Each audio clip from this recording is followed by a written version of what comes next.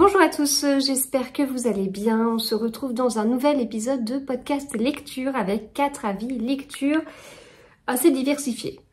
On va avoir 2 polars nordiques, mais un roman et un recueil de nouvelles. On va avoir un autre recueil de nouvelles, mais ce coup-ci ce sera un Agatha Christie. Et on va avoir le tome 2 d'une série que j'adore. Je pensais que cette série m'accompagnerait tout l'été, mais je suis en train de me rendre compte que je suis en train de la dévorer, donc ça va m'accompagner pendant genre 10 jours cet été, quoi. Mais c'est pas grave, c'est que j'aime bien, j'aime beaucoup, voilà. Donc, globalement, des bonnes lectures. Il y a des très chouettes découvertes, des très bons moments et tout. Il y en a d'autres où c'était bien, mais c'est pas le meilleur en l'occurrence de cette autrice. Voilà, c'est parti. Alors, les 4 livres dont je vais vous parler, ce sont ceux-là. Donc, nous avons ici un recueil de nouvelles nordiques, le tome 2 d'une série que j'adore, un polar nordique Sacrée Découverte et un recueil de nouvelles d'Agatha Christie. Voilà, bon. C'était pas un coup de cœur, mais je vais vous en parler. Ça, c'est une super bonne découverte. Je l'ai dévoré, je l'ai dévoré. Et puis, découverte de l'auteur, mais voilà. D'ailleurs, je vais commencer avec celui-ci. Donc, j'ai découvert l'auteur Jo Nesbø, qui est un auteur norvégien, dans le cadre du challenge Polar Nordique été 2023. Alors, pour le challenge, j'ai gardé, concernant les nouvelles, le même fonctionnement que ce qu'il y a pour le challenge Red Christie, voilà, 2023, mais comme il y avait 2022, 2021, etc. C'est-à-dire qu'à partir du moment où il y a au moins une nouvelle qui entre dans le thème, eh bien, le recueil de nouvelles entre dans le thème. Voilà. Donc là, en l'occurrence, le challenge Polar Nordique que j'organise, eh bien, le principe est de lire un livre, roman, nouvelle qui se passe dans un pays nordique, c'est-à-dire Islande, Danemark, Groenland compris, Norvège, Suède, Finlande, voilà.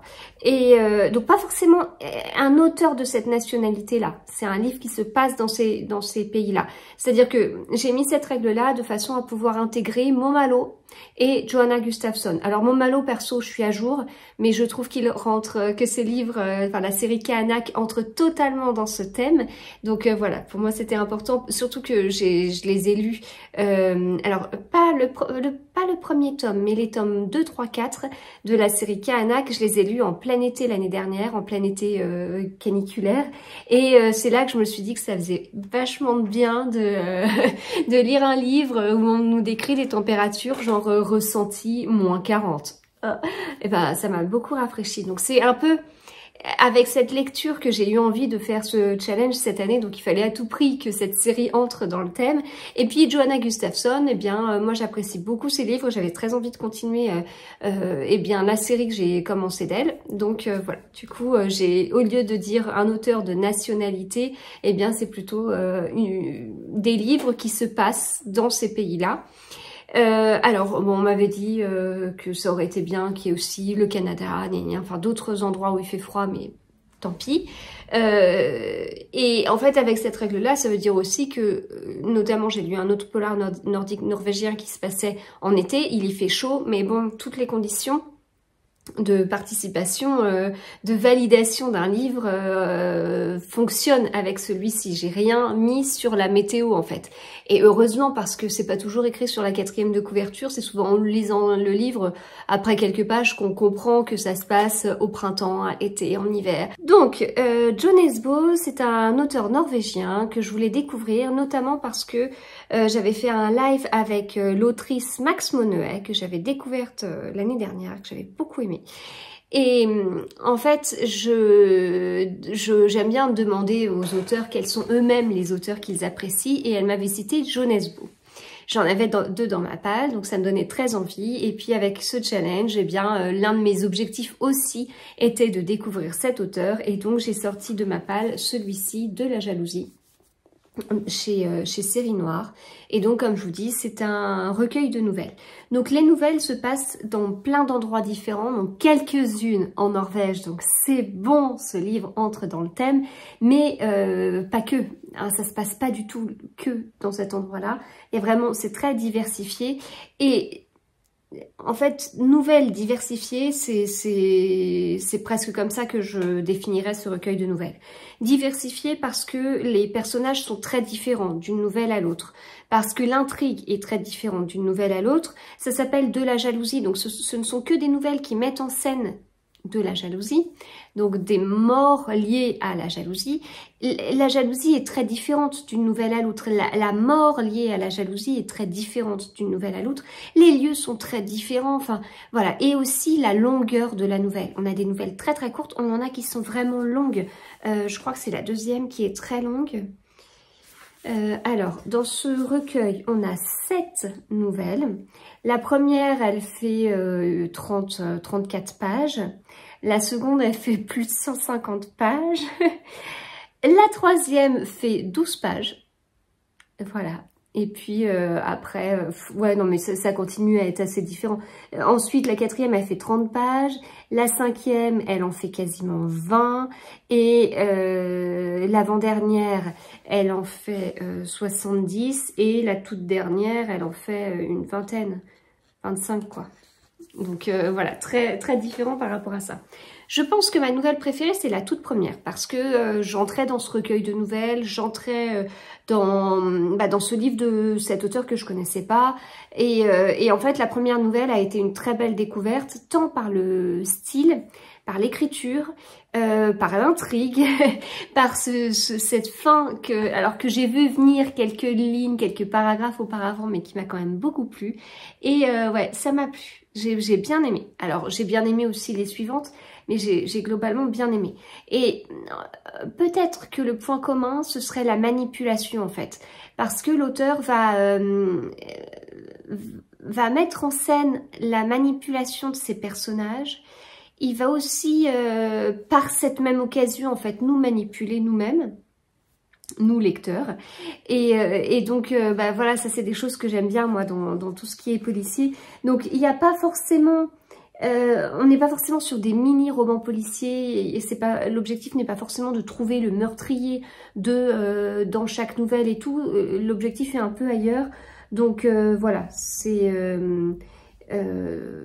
voilà, enfin moi comme je vous dis, j'ai beaucoup aimé, et en plus j'ai trouvé que avec ce format où justement l'auteur s'est fait plaisir sur, comme je vous dis, les lieux, les différentes formes de jalousie, les personnages, la longueur de la nouvelle, et bah en fait je trouve que ce livre met bien en valeur l'auteur. Enfin, ça fait comme une sorte d'apéritif, de test d'auteur. Voilà, moi j'ai testé Jonesbo via son recueil de nouvelles de la jalousie. J'ai trouvé ce test très concluant. Je suis prête à me lancer dans un roman de Jonesbo. Voilà, j'ai l'impression d'avoir eu presque comme un CV.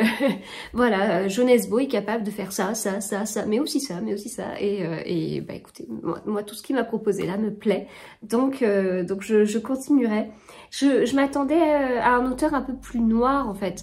J'ai bien aimé, alors il a une écriture un peu piquante, avec des petites touches d'humour mais un peu grinçant quoi. Donc ça j'ai bien aimé, mais ça ne reste pas moins sérieux quand même, hein, c'est pas que humoristique. Et puis oui, bah c'est noir, enfin on reste quand même dans une histoire avec des morts et tout, mais c'est pas aussi sombre que ce que je pensais. Donc ça m'a plu aussi. Voilà, donc ma découverte de Jonesbo, eh bien c'était via ce recueil de nouvelles de la jalousie. Et puis, bah verdict, c'était bien. Voilà, j'ai bien aimé. Je continue dans les recueils de nouvelles avec Le mystère de Lisderdale d'Agatha Christie chez Livre de Poche. Voilà. Cette couverture, très automnale. Hein. C'est pas la bonne saison pour cette couverture. Et c'est pas grave. Je crois que c'est la première fois que je lisais ce recueil de nouvelles, il ne me disait rien du tout. Et je pense que il y a quelques mois, on m'aurait dit « Oh, t'as déjà lu Le mystère de Lisderdale ?» J'aurais dit « Mais oui, oui, je l'ai lu, c'est un roman qui raconte gna gna gna. » Et en fait, c'est pas du tout ça. J'en doute pas du tout. C'est pas du tout ça. Enfin, je sais pas. En fait, j'ai une histoire en tête que j'ai lu, je sais pas, il y a 10-15 ans, un Agatha Christie que j'ai beaucoup aimé, qui était assez original, qui était sans un enquêteur connu. Et je sais que là, comme je relis tous les Agatha Christie depuis 2019, je sais que je vais le relire à un moment donné et j'ai hâte parce que comme je me rappelle très bien de ce que j'en ai pensé, alors je me rappelle pas toute l'histoire, mais je me rappelle que j'avais beaucoup aimé, je me rappelle l'avoir lu dans le RER et tout, j'étais bien accro à ce livre et j'étais convaincue que c'était le mystère de Listerdale, mais non. Donc ça doit faire partie des Agatha Christie que j'ai pas lu. Je sais pas si mon fichier il est là, non je l'ai pas mis là, mais il m'en reste 30 à lire. Donc là il y a 91 Agatha Christie, titres d'Agatha Christie. Pour le challenge que je fais sur Babelio, je crois qu'il y en a 90, mais dedans il n'y a pas Black Coffee, la pièce de théâtre. Donc bon, mais alors que moi je l'ai chez Livre de Poche, enfin je l'ai même en plusieurs exemplaires, mais je l'ai jamais lu. Et donc sur les 90 et quelques, j'en ai lu quasiment 60. Donc il m'en reste une trentaine à lire. Donc du coup le livre que j'ai en tête se cache dans cette trentaine à lire, mais je sais pas. Mais là je parcours les titres, et je sais pas du tout. Alors c'est Le Secret de Chimnès, mais il me semble pas que c'était ça. Non mais je me rappelle. Ou alors La Maison, mais non. Je sais plus. Enfin bref, c'était pas l'objectif de cette vidéo. Mais voilà, il y a à me donner. Bah, écoutez, quand je continue à les lire, et puis je vais certainement continuer à participer au Challenge Red Christie. Donc chaque année, je lirai 12 titres. Au bout d'un moment, je tomberai bien sur cette fameuse histoire. Et je me dirai, mais oui, voilà, c'est ça. Mais donc, contrairement à ce que je croyais, eh bien, ce n'est en aucun cas le mystère de Listerdale.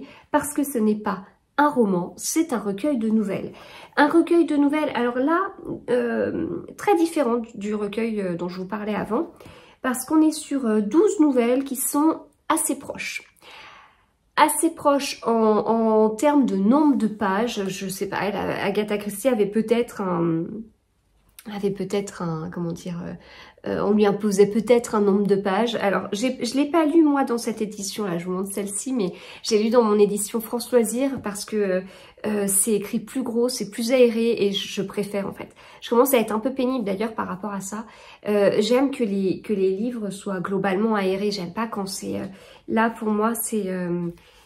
il y a peu d'espace entre les lignes, c'est vraiment très rapproché. Puis je sais pas si les nouvelles elles s'enchaînent. Mauvais exemple. Oui, voilà. Les nouvelles, elles s'enchaînent comme ça. Il n'y a même pas d'espace dans le livre.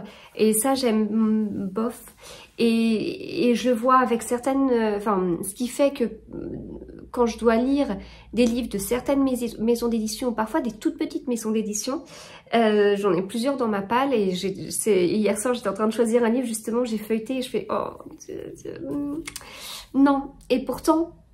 ce que j'aime ne va pas dans le bon sens, puisque en fait j'aime quand on n'économise pas le papier. C'est bizarre, voilà, c'est très bizarre. Bref, c'était à nouveau pas le sujet, mais voilà, du coup je l'ai plutôt lu dans mon édition France Loisirs, et donc les nouvelles elles faisaient 30 pages, mais presque à la page près en fait. Donc je trouvais ça assez curieux quelque part, que ce soit respecté à ce point-là, alors que Jon Nesbø a pris tellement de liberté sur ses formats de nouvelles. Alors la différence, c'est aussi peut-être que Jon Nesbø, il a écrit son recueil de nouvelles pour que ça sorte comme un recueil de nouvelles. Voilà, il a écrit des nouvelles, elles ont été mises dans un livre, ensemble, autour d'un thème en plus, et donc voilà, regroupées dans un livre, et ça fait un recueil de nouvelles. Agatha Christie, elle écrivait parfois pour des journaux, alors si certaines de ces nouvelles sont parues dans des journaux, il y avait peut-être justement un format imposé quelque part, un nombre de caractères imposés, je sais pas, à creuser. Donc des nouvelles globalement assez proches. Là on est plus sur, oui, des petites enquêtes, mais bon c'était plutôt frais. Mais quand je vous dis que c'était vraiment très proche, c'est que on avait même des noms de personnages qui étaient quasiment identiques d'une nouvelle à l'autre. Et j'ai malheureusement pas noté, mais ce serait par exemple, là on a un personnage qui s'appelle Edward Robinson, ben, on pourrait très bien avoir Edward Robinson là, et dans la nouvelle d'après, il y a un personnage qui s'appelle Edward Robertson.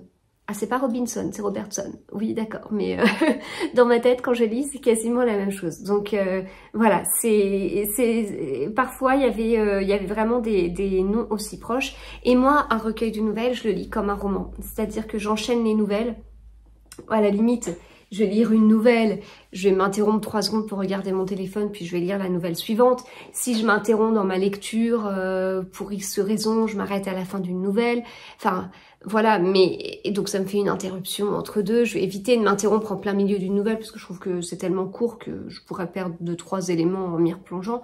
Mais je peux les enchaîner, en fait. Puis moi, j'ai pas de souci pour lire plusieurs heures d'affilée.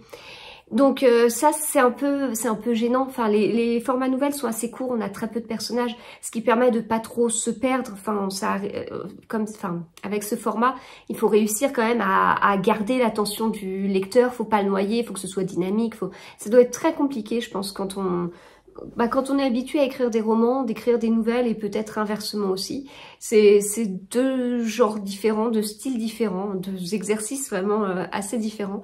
Et donc, là, utiliser comme ça des noms de personnages très proches, c'était un peu perturbant.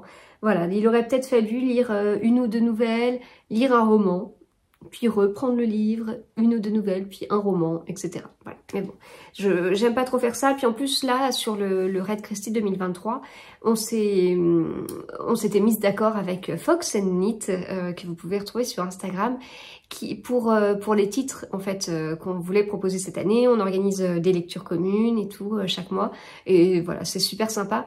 Mais c'est vrai que globalement en fait on commence la lecture commune à partir du 15 du mois. Alors certains commencent le 15, le 16, le 17, le 18, le 19, enfin voilà. Mais quand les premiers ont commencé, c'est aussi les premiers à terminer. Et du coup, ça m'est déjà arrivé de pas être prête le jour même et d'être prête le lendemain ou le surlendemain parce que j'avais un livre en cours. Et j'aime pas trop quand il y a déjà plein de personnes qui ont terminé le livre. Donc voilà, j'avais pas envie de le laisser traîner aussi pour cette raison-là. Et c'est délicat parce que là, en l'occurrence, ce coup-ci, j'étais la première à terminer. Forcément, on veut avoir mon avis et en même temps, alors c'était frais. C'était agréable, mais c'était pas exceptionnel. Donc je peux pas dire que c'était pas exceptionnel parce que ça a gâché la lecture de tout le monde, notamment de tous ceux qui n'ont pas commencé. Donc j'ai essayé d'être assez vague. C'était une lecture agréable, ça c'est sûr, c'était chouette, les personnages étaient sympathiques même s'ils s'appelaient tous pareil. C'était une bonne lecture d'été malgré la couverture, mais j'ai trouvé que c'était très bien adapté en fait à cette période-là, au niveau des petites histoires, voilà, frais et tout, mais pas dingue non plus. Voilà, bon, ça reste un livre d'Agatha Christie, comme je le dis d'habitude. Elle en a écrit tellement, hein, on parle de plus de 90 romans ou recueils de nouvelles. Donc voilà, elle peut pas sortir Le crime de l'Orient Express, Le meurtre de Roger Ackroyd, Ils étaient 10, etc. Elle peut pas ressortir ça à chaque livre, c'est pas possible. Puis en plus, ces 3 livres, ces 3 romans étaient géniaux parce que justement géniaux parce qu'originaux aussi. Donc voilà, ça peut pas être non plus original à chaque fois, surtout quand on a une telle œuvre. Donc voilà, ça fait partie aussi de ce qu'elle a écrit. C'est important pour moi de lire tout ce qu'elle a écrit. C'est pas... Enfin, il y a des livres d'Agatha Christie que j'ai moins apprécié que celui-ci. Hein. C'est pas non plus nul, etc. Non, c'est bien, c'est agréable, mais sans plus. Voilà. Donc le mystère de Lisderdale, comme je disais, ça regroupe 12 nouvelles. La première s'appelle justement Le mystère de Lisderdale. De mon côté, pour pouvoir suivre les recueils de nouvelles, en fait, je me suis fait sur un petit fichier Excel. Dans mon fichier Excel Agatha Christie, j'ai plusieurs onglets et l'un des onglets, c'est justement les recueils de nouvelles. Donc j'ai mis en ligne tous les noms des nouvelles. Donc ici, Le mystère de Lisderdale, est-ce que je vais tomber sur un autre nom de nouvelle, Jane trouve du travail, etc., etc. un accident et tout. Donc j'ai mis en ligne tous les noms de nouvelles, de recueils de nouvelles que j'avais sous la main. Donc Allô Hercule Poirot, Le mystérieux Mr. Queen, Marple, Poirot, Pine et les autres, Les travaux d'Hercule et compagnie. Et donc j'ai mis toutes les nouvelles que je voyais, en colonne tous les recueils justement, et je coche. Je coche parce qu'il y a certaines nouvelles qui sont présentes dans plusieurs recueils de nouvelles. Par exemple, là j'ai Droit d'asile, la nouvelle Droit d'asile met en scène Miss Marple et cette nouvelle est présente dans le recueil Marple, Poirot, Pine et les autres et dans le recueil de nouvelles Miss Marple tire sa révérence. Alors là j'en ai un autre de Miss Marple mais je vais essayer de vous en trouver un autre. Une nouvelle avec Poirot qui s'appelle Le Signal Rouge. Cette nouvelle elle est présente dans le recueil Allô Hercule Poirot et elle est présente dans le recueil 10 brèves rencontres. Voilà. Donc en fait si j'ai fait tout ça c'est parce que j'ai pas envie de relire des nouvelles. Si j'ai déjà lu la nouvelle, je l'ai déjà lue et voilà je vais pas la relire donc ça me permet de suivre en fait, de suivre les recueils que je lis au fur et à mesure, de bien mettre d'une certaine couleur quand je l'ai déjà lu. Donc si je dois lire un recueil qui propose des nouvelles que j'ai déjà lues, ben je les relirai pas. Et ça, ce que je suis, c'est tout depuis juillet 2019, parce que comme vous le savez, depuis juillet 2019, je lis ou relis tous les Agatha Christie. Donc c'est 91 ouvrages là, donc romans ou recueils de nouvelles ou pièces de théâtre. Eh bien, je les lis tous depuis juillet 2019, mais quand c'est lu, c'est lu. Voilà, je l'ai lu, après je le chronique sur Instagram, je le chronique sur Babelio, je signale dans le challenge Agatha Christie sur Babelio que je l'ai lu, on me met dans un petit fichier Excel partagé, etc. Avec un petit décompte des points. Dès qu'on passe un palier, en plus on a un personnage qui est lié, voilà, donc petit à petit j'avance dans mes paliers et donc voilà, si c'est lu, je relis pas, depuis juillet 2019, je lis ou relis tout. Alors c'est sûr que quand je relis c'est dommage, mais j'ai pas forcément non plus 50 000 souvenirs, mais l'objectif c'est pas en tout cas de relire maintenant des choses que j'ai déjà lues depuis juillet 2019. Bon, en l'occurrence, dans ce recueil de nouvelles-là, il n'y avait aucune nouvelle que j'avais déjà lue par ailleurs, donc depuis juillet 2019, donc c'est bon. Voilà, donc le mystère de Listerday d'Agatha Christie, vous pouvez le lire, c'est frais, c'est agréable, mais c'est pas génialissime. Je continue avec cette série qui est trop bien, L'immeuble de la rue Cavendish de Caroline Kant, donc tout le tome 2 qui se nomme Charlotte se cherche chez les Escales, voilà. J'avais adoré le tome 1, je l'avais dévoré, enfin ça avait été une sacrée surprise parce que j'espérais aimer mais je m'attendais pas à autant aimer et dès le premier j'ai été addict en fait à cette série. Et quand j'ai lu le tome 2, après, je crois que mon addiction a encore monté d'un cran. Et puis depuis, j'ai lu le tome 3, mais je vous en parlerai dans une prochaine vidéo. Et le tome 4 me titille, voilà. Le tome 5 n'est pas encore sorti, c'est ça qui m'ennuie un petit peu, c'est que j'adore les enchaîner comme ça, mais après, il va falloir que j'attende. Je suis pas quelqu'un de très patient non plus. Donc, je pensais que ce serait ma saga de l'été. Comme je vous dis, j'avais adoré le tome 1 et tout ça. Et donc, je pensais que ça aurait été un peu comme Blackwater, même si Blackwater, j'ai plutôt découvert au printemps de l'année dernière. Et puis, en fait, voilà, ça se lit tellement vite, c'est tellement addictif que c'est pas une série de l'été. C'est une série que j'aurais vraiment lue sur très peu de temps. Et encore, je me retiens, mais je me retiens. Parce que si ça tenait qu'à moi, je pense que en plus comme j'étais en vacances, je pense que sur 2 jours, même moins, j'aurais pu lire les 4 tomes en fait. Vraiment, ça se dévore. Mais c'est frais, c'est agréable, ça fait du bien. C'est vraiment des livres qui font du bien. Voilà. C'est globalement léger et en même temps, c'est pas que des sujets gnangnan non plus. Il y a un renouvellement en fait à chaque tome. On reste dans notre immeuble de la rue Cavendish. Oh, ça s'appelle comme ça. Il n'y a pas de surprise par rapport à ça. Mais on suit pas les mêmes personnages.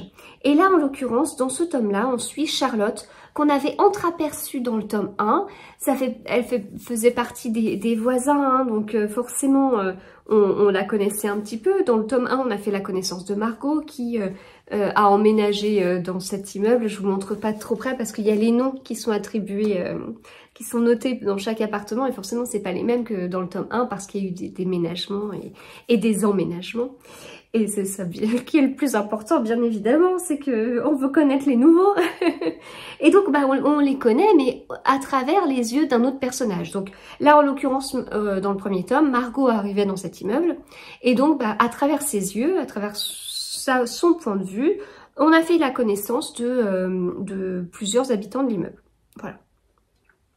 Et là, Charlotte, qui était déjà habitante dans l'immeuble quand Margot est arrivée, on l'avait un peu vue parce que Margot, en fait, quand elle habite juste en face de l'appartement de Charlotte.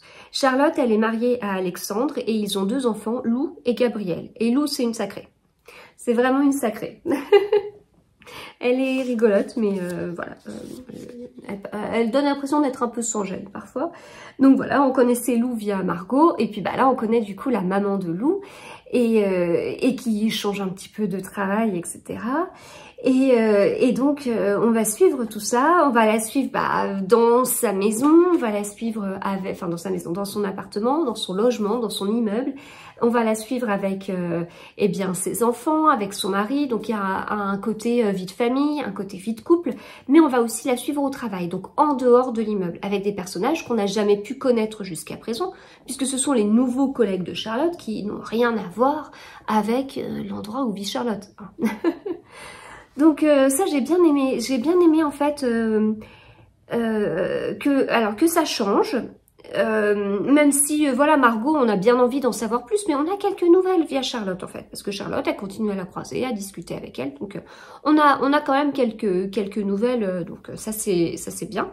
Et puis des autres habitants de l'immeuble aussi, qu'on a fait connaissance via Margot dans le premier tome, et bien on les retrouve dans ce second tome via Charlotte, donc ça permet d'en savoir un petit peu plus sur eux, même si forcément elles n'ont pas tout à fait les mêmes affinités, enfin les mêmes affinités avec chaque voisin. Et donc, dans ce tome, on voit aussi une petite partie monde de l'entreprise. Et alors, c'est pauvre Charlotte, hein, elle s'est retrouvée dans un truc. Ça m'a un petit peu fait penser au Diable s'habille en Prada. Un petit peu. Alors, on n'est pas sur les mêmes personnalités, mais voilà, on avait une assistante, et puis on a la chef. C'est vraiment une toute petite entreprise, hein, elles sont 3. Et puis bah l'assistante, sa chef, c'est sa vie en fait. Et la chef, elle souffle le chaud et le froid. Et l'assistante... pareil, c'est un peu difficile de la suivre, de suivre ses attitudes. Donc bon, voilà, elle vit des trucs, Charlotte, ça titille pour elle, ça agace, et puis voilà, enfin, le monde de l'entreprise, c'est pas toujours rose. Là, c'est bien décrit, hein, ça va loin, les gens sont parfois particuliers. Alors, la plupart sont très bien, et on avance ensemble, et c'est constructif, et des fois, on tombe sur des personnalités qu'on n'aimerait pas côtoyer au quotidien, mais en fait on les côtoie au quotidien puisqu'on travaille avec eux. Et ouais, non, mais il y a des gens qui voilà. Donc j'ai apprécié en fait, j'ai apprécié que tout soit pas tout rose, qu'il y ait des cas décrits, puis bah en fait c'est souvent autour de la jalousie, hein, enfin comme ça la haine qui peut être décrite là est liée à de la jalousie, donc c'est intéressant de voir tout ça de l'extérieur en fait, hein. Donc voilà, c'était pas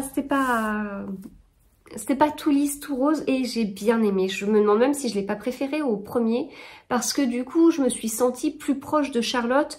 Non pas que je vis tout ce qu'elle a vécu et compagnie, mais Margot, elle arrivait dans l'immeuble, célibataire, c'était l'appartement de son oncle, et puis elle rencontrait quelqu'un dans l'immeuble d'en face, voilà, bon, c'est intéressant.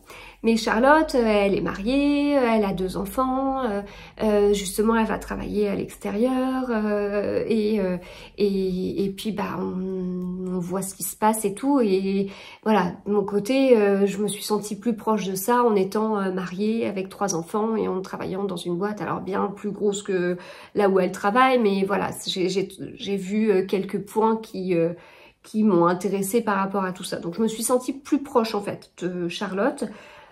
Pas surtout, mais ça m'a davantage parlé, donc je me demande si j'ai pas une petite préférence pour ce tome-là. Mais en même temps, le tome 1, c'est le tome de la découverte, et c'était trop bien.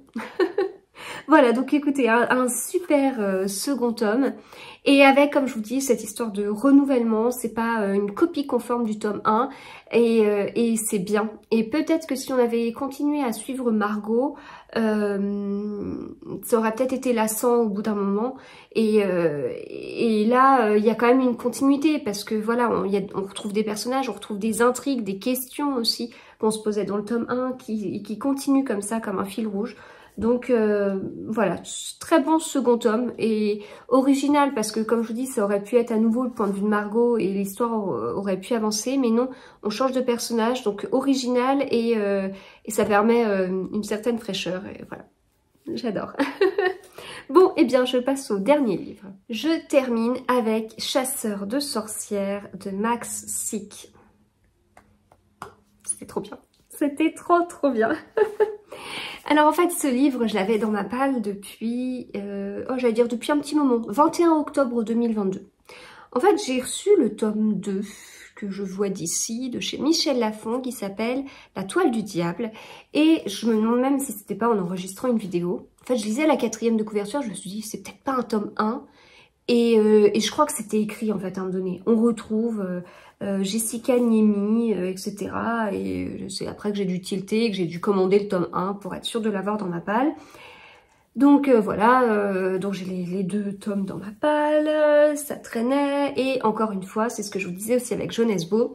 Quand j'ai lancé ce challenge polar nordique, j'avais quelques idées derrière la tête, quelques livres que je voulais vraiment sortir de ma palle. Donc je voulais découvrir Jeunesse Beau, je voulais continuer la série d'Eva Björk Aegis-Dottir, je voulais continuer surtout les séries d'Arnaldur Indridason et de Jornir Horst. Voilà, et enfin, voilà, j'avais plein d'idées comme ça, mais une idée aussi, c'était enfin de découvrir cet auteur de polar finlandais. Voilà, donc c'est bien. Je suis partie en Norvège, je pars en Finlande. Ça me va. Ça me va, surtout comme je suis frileuse, ça reste des voyages virtuels, donc ça me convient. Mais en fait, si je l'avais pas sorti de ma palle, c'est aussi parce que je suis tombée sur des avis assez mitigés, en fait, disant que sans plus. Donc ça, en fait, ça me tentait bien. Et puis j'ai vu ça et ça m'a un peu démotivée. En fait, je fais mes photos pour Instagram en avance. Quand je fais une séance photo, j'essaye de faire des photos de 10, 15, 20 livres d'un coup. Ça me permet, moi, de gagner du temps parce que, voilà, vous voyez, je lis quand même énormément. Je suis à plus de 20 livres par mois, parfois même bien plus de 20 livres par mois. Du coup, si je faisais une photo à chaque fois que je lis un livre, ça veut dire que tous les jours je ferais ça.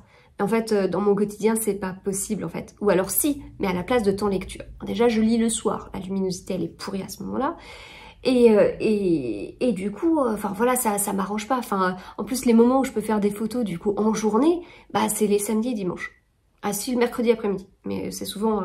je travaille pas le mercredi après-midi, mais c'est pour les activités. Enfin voilà, concrètement, c'est pas possible. Enfin, c'est pas possible. Donc ça m'arrange vraiment de faire mes séances photos comme ça. Et puis bah parfois, comme je suis sur de l'anticipation et que je fais mes séances photos avant d'avoir lu les livres, je fais pas l'inverse, sinon je pourrais pas alimenter mon compte Instagram. J'aime bien quand je lis le livre, faire ma chronique dans les 7 jours qui suivent. Donc je suis dans de l'anticipation, je fais des photos en me disant celui-ci j'ai vraiment envie de le lire, je compte le lire dans pas trop longtemps, voilà comme ça ma photo elle sera prête. Oui mais des fois c'est pas le cas, des fois j'anticipe une envie qui n'arrive pas et le livre je le lis pas à ce moment-là. Et ben c'est pas grave, je conserve ma photo et c'est bien justement parce que quand je fais une séance photo, même si j'essaye de modifier 2-3 trucs, on sent, je trouve que c'est la même séance photo parce que je modifie 2-3 trucs, mais des fois, je vais pas changer de place ma tasse de thé, je vais pas... Et c'est toujours un peu la même chose. Et donc, ça veut dire que je pourrais très bien me retrouver avec 3-4 photos d'affilée qui sont pareilles. Que justement, quand je vais piocher comme ça sur des anciennes séances photos, ça permet sur mon compte que ce soit un peu plus varié. Voilà. Donc détail, organisation. Et cette photo-là, écoutez, elle date de l'automne, donc je pensais vraiment lire le livre juste après l'achat. Et comme je vous dis, il y avait ces avis mitigés, puis c'est aussi un pavé, hein, l'air de rien, ce livre il fait plus de 500 pages. Donc c'est pareil, moi je suis pas une grande fan des pavés, j'y vais pas gaiement, sauf quand j'ai du temps. Et là en l'occurrence j'ai lu alors que j'étais en vacances ou pas loin, je sais plus exactement. Et j'ai bien aimé. Voilà. C'était trop bien. C'est chez J'ai lu. Moi, j'aime beaucoup les livres de chez J'ai lu. J'aime bien ces couvertures comme ça avec un tour coloré écrit de cette façon-là. Mais c'est le cas de la série de Victor Gilbert avec Douve, Terra Nullius. C'est le cas de certains livres d'Henri Lovenbruck. Enfin voilà, moi j'aime bien. Et puis j'aime le papier. J'aime le papier qu'utilise J'ai lu. Je vous le dis, hein, mais... Je vois ce papier, je vois mon crayon à papier, je m'imagine écrire au crayon à papier sur ce papier qui gratte un petit peu, c'est tellement agréable. Parce qu'écrire au crayon à papier sur un papier qui est tout lisse, c'est pas beau, mais là, ah, j'imagine tellement. Voilà, donc je prends toujours un petit peu de plaisir quand j'écris là, en haut des livres, l'endroit où je l'ai acheté et la date. Donc, tout ça pour vous dire que ce livre, il a traîné. Challenge polar nordique, c'est bon, je vais pouvoir sortir mon livre. Chasseur de sorcières de Max Seek de ma palle est trop bien. Je sais pas d'ailleurs si on dit Max Seek ou Max Seek, ou même Seek à l'allemande, ou si c'est plutôt à l'anglais, je sais pas. Donc j'y suis allée avec toutes ces appréhensions et en même temps j'avais le temps de le lire. Donc j'ai démarré mon livre, j'ai lu le premier chapitre, j'ai lu ce livre dans le cadre d'une lecture commune que j'avais organisée. J'ai lu le premier chapitre il est très court, hein. On a une page là, deux là, donc ça fait 3, et un petit bout là, donc 3 et un petit bout. On est déjà dedans. Voilà, premier chapitre, très court, on lit ce premier chapitre, on est déjà dedans. D'ailleurs, je crois même que dès les premières lignes, on est dans l'ambiance. Le vent a forci et les angles de la maison de verre et de béton crépit, siffle inquiet. Le martèlement qui provient du toit a peu à peu gagné en intensité, les craquements assourdis évoquent une flamme crépitante. La couche de neige, qui disparaît à une vitesse stupéfiante des dunes blanches accumulées sur le patio, en dit long sur la puissance des rafales. Maria Kopponen resserre la ceinture de son cardigan et fixe les ténèbres derrière les grandes fenêtres du salon.